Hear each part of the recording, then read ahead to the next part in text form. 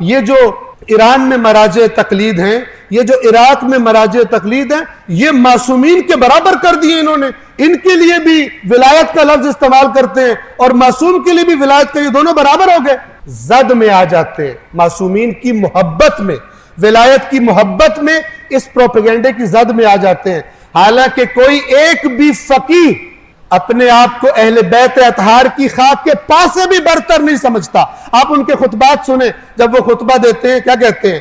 ارواحنا، ہماری روحیں لتراب مقدمہ فدا، ہمارے زمانے کے امام کا جہاں قدم پڑتا ہے وہاں کی مٹی پر ہماری روحیں قربان۔ وہ کہاں سے اہل بیت اطہار کی برابری کا؟ یہ پروپیگنڈا کیا جا رہا ہے۔ آپ کو ایک چھوٹی سی مثال دوں گا، سمجھیے گا۔ یہ جو آپ کو سامنے کھڑا ہو کے نماز پڑھاتا ہے، اس کو ہر خاص و عام کیا کہتا ہے؟ کہتا ہے نا کہ امام صاحب ہے۔ یہ لفظ استعمال کرتے ہیں یا نہیں کرتے؟ امام جماعت، امام صاحب، امام نے رکوع کیا، امام نے سجدہ کیا۔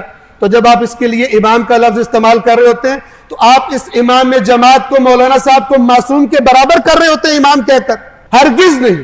اسی طرح یہ جو لفظ ولایت ہے، یہ معصوم کی غیبت کے زمانے میں کون رہنما ہوگا؟ اہل بیت اطہار نے بتایا ہماری غیبت کے زمانے میں کن کی طرف تم نے رجوع کرنا ہے۔ لیکن دشمن کو پتا ہے کہ جب تک اس مرجعیت کے ساتھ ان شیعوں کا رشتہ میں نے نہ توڑا، میں کامیاب نہیں ہو سکتا اس قوم کے خلاف۔ لہٰذا اس نے بالکل شامی لشکر کی طرح ایک مقدس ترین چیز کا نام اٹھایا، ولایت کا، تاکہ اسی چیز کے خلاف، اسی کی پشت میں چھرا گھونپ سکے اور شیعوں کو مرجعیت سے جدا کر سکے۔ قلیل تعداد وہ ہے جو شامی ہے، اور ان کو سننے والے بہت سارے ایسے ہیں کہ جو متاثر ہو سکتے ہیں۔